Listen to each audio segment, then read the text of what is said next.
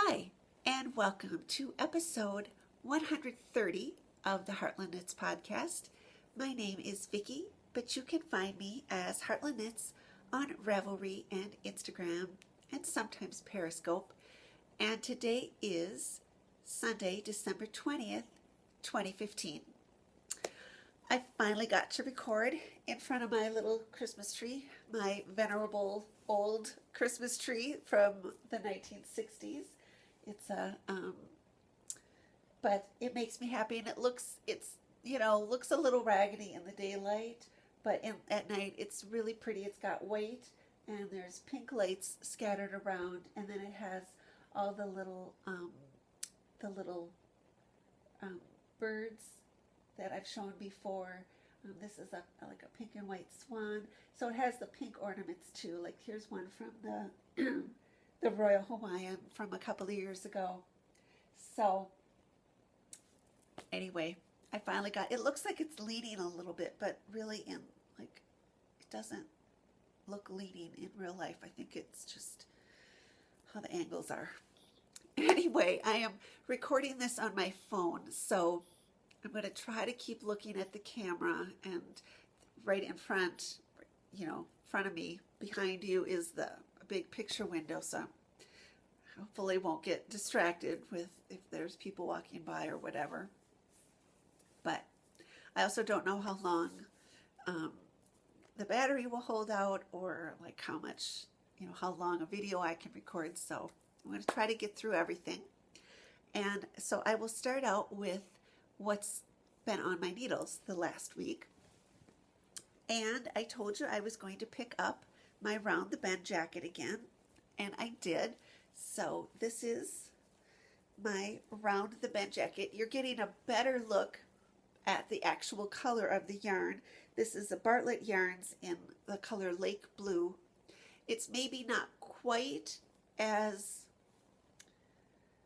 vibrant as it's showing up on the screen. It's showing up, it looks kind of like the Bazinga Blue from Sun Valley Fibers. It's kind of that color, but it's not that intense. But anyway, I have all of this done. I've gotten quite a bit. I did another whole skein, and I am to the point, when I got to this point, I put it back on needles, but when I finished it, finished working on the skein yesterday, I put it on a piece of scrap yarn so that I could try it on. And then I also could compare it to the Round the Bend jacket that I showed a few weeks ago, that kind of sage green garter stitch jacket, because I love the length of that one. And so that's what I'm aiming for, is to get this one to sort of be that same length. So I think it's getting close. So I think I have about an inch of just this like plain garter, back and forth. An inch and a half maybe of garter. And then it has there's like a 3 inches that you sort of shape it so that the front corners are rounded. So you do that shaping, and then along kind of the sides and the back, you do the garter, kind of like when you do an applied edge onto a shawl, so that it will have, up on the top it has these vertical garter ridges. So on the very bottom it will have that along the sides and the back also. So once I get to that point, then it will feel, like it's almost done, because that putting that border on, the rows won't be so long, and so it really feels like it's getting there. I'm going to have plenty of yarn left. I wound my next skein, and I have 2 additional ones, so I'm going to have plenty of yarn left. Certainly one whole skein left, maybe a second one. I might have to, it's going to have an I-cord around the whole thing too. So, but I don't think I've ever shown you the buttons that I am using for this. And I've had these in my stash for a really long time. I bought these when she first started making them, and these are Jenny the Potter buttons in this kind of with the garter ridge, and I have been waiting. I saw these when she first started making them, and I bought them. My hand held up pretty well. I actually didn't start working on it until Wednesday. So, previously I had done kind of 5 garter ridges a day, and that's how I got my, kind of rationed it out. I got my, one skein worked. So I didn't start this until Wednesday, but I wanted to get a whole skein done. So I did sort of push it up to 6 ridges a day. The first, day felt fine. And the second day, I kind of did a few in the morning and then a few in the evening. And, kind of in the evening, my hand started hurting more. And then the next day, it hurt pretty much. I just did little spurts at a time. But then at the end, I just had a little bit to do yesterday, and got through that because I really wanted to get see where I was. It felt like it was getting long, but how sometimes, especially with garter stitch, you think, is it ever, because it compresses, so much. So anyway, that is one project. And then I also have a pair of socks that I worked on this week. This is the Arnie and Carlos Regia color number 3655, which I started these, a while back. I showed you right after I started them. And, I just pulled it from the end of the ball, from the middle. And it worked out. It must just be how they're, wound. And kind of my, the size that I need. It ended up so that I had this kind of, blue stripe at, the top and the bottom. And then right where I am going, work my afterthought heel so that I could split it, and it's perfectly balanced. I didn't, try. It just worked out that way. I will confess that when I just started it at the end to see where I was, and then when I got to here, I did compare it to the blue and kind of orangey red pair that I had that did this and I loved so much, so I knew I was pretty much on track that it would work out that way. So this is the first of those socks, and I kind of separated for the afterthought heel, and I'm working that, and then I'll have one of those done.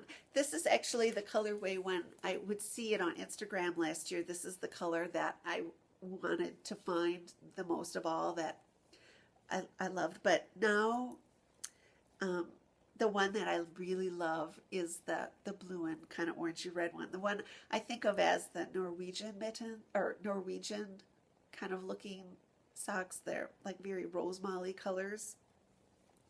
I've been wearing those a lot, and I think those are my favorite of the 3 pair that I got. So for off the needles, before I get to what's freshly off the needles, I thought I will show you and tell you about the shawl that I was wearing today. This is the Aeolian shawl by, is it Elizabeth Freeman? I'm not sure, but it was in a knitty from years ago.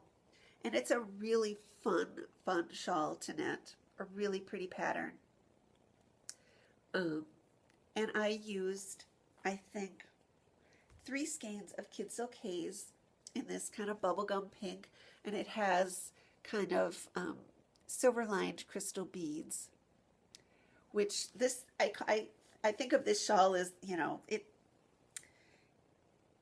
giving my inner 7-year-old something to squee about. It's, this color and sparkly, but it's a really fun pattern to knit, and it's good for, it's kind of a gray December day, but I have something newly off the needles.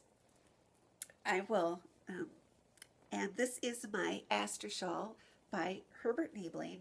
It's adapted from a doily, um, and so I finished this. I hope it's going to show up. I can't, it's hard for me to tell if it's actually showing, if you can like see the patterning in it. I know that this will focus a little bit better. But anyway, it's kind of a crescent-ish shape. I did like one like section over half so that it would give it a little bit of a scoopier sort of shape. And the original pattern ended kind of at the bottom of these petals here. And I just kind of went on and did this mesh section, which I really like because it has this kind of mesh section up here. So I thought it, you know, just was like kind of a repeated element. And then at the end, originally I thought I would just do a crochet cast off, you know, work the mesh to the end and then crochet it off. But I decided to do just, there were 5 rows of stockinette that I worked at the end just to give it sort of a little kind of weight at the very bottom. And then I did the crochet cast off, which is, I did 8 chains and then, you know, grabbed 3 stitches and crocheted them together, and then, you know, 8 chains and did that all the way across. And you know, then it's you know, easy to kind of block this on you know, putting wires through it so that they all kind of get to be the same size. And the yarn for this is Madeline Tosh lace in the tart color, and I love how this sort of semi-solid kind of looks in the kind of more solid areas in the lace. I'm very, very happy with how it came out, and I do still have my end to clip off.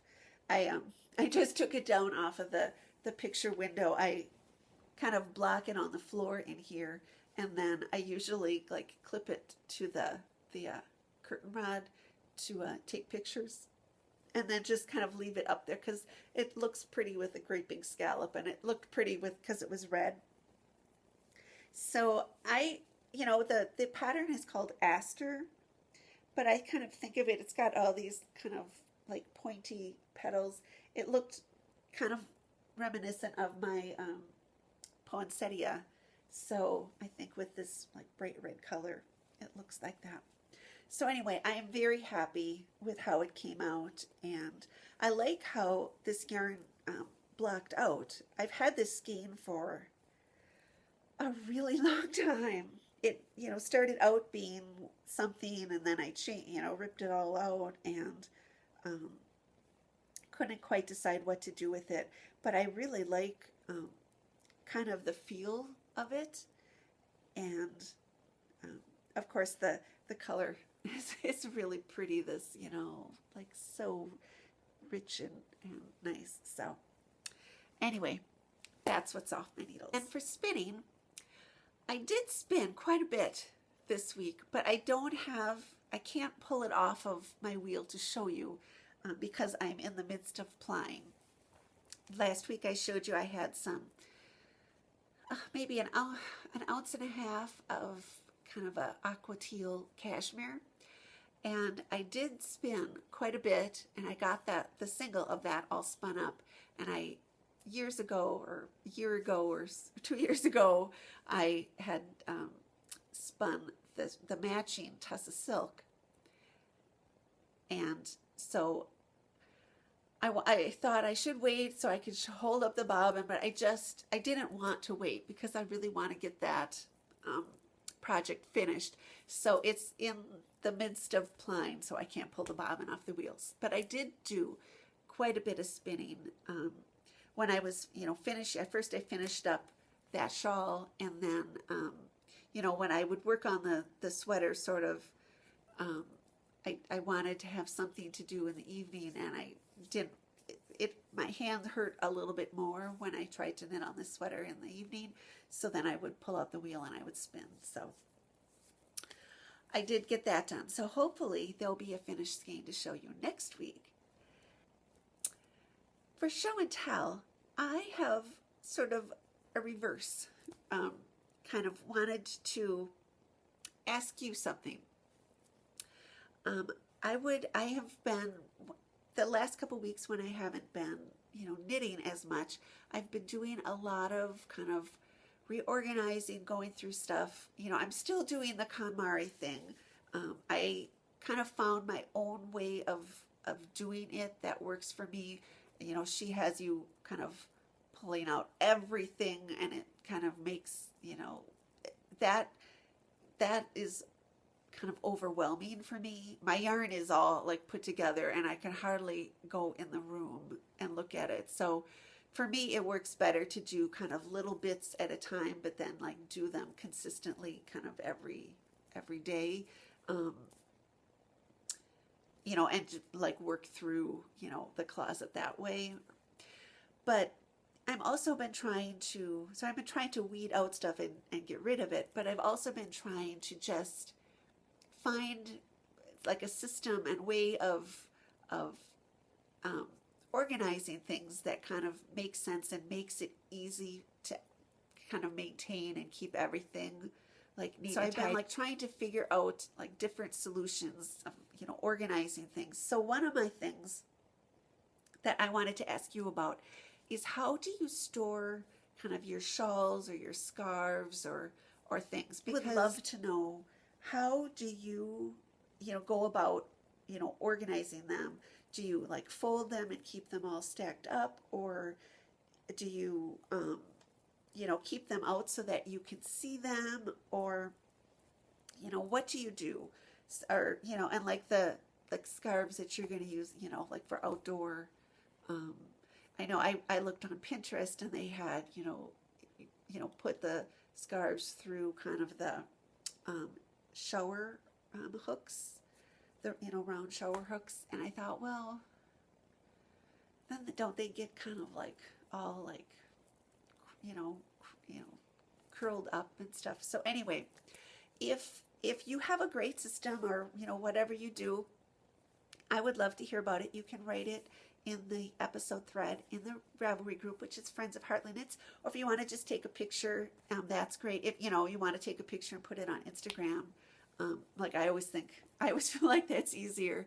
So I would love to see it. Be sure to tag me in it, because I have not been going to Instagram as much as I used to. So I want to make sure like I don't miss it. And then plus there's been so many.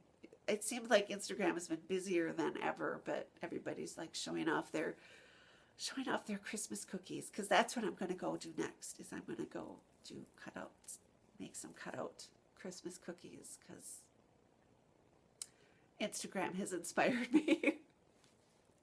But anyway, that is kind of all that I wanted to say, and hopefully it will all go through on the phone and work out all right. But thank you all so much for joining me, and I hope you all have a very, very happy Christmas, if that's a holiday that you celebrate. If not, I just hope you have happy days. But really, from my heart to yours, happy knitting, and see you next week.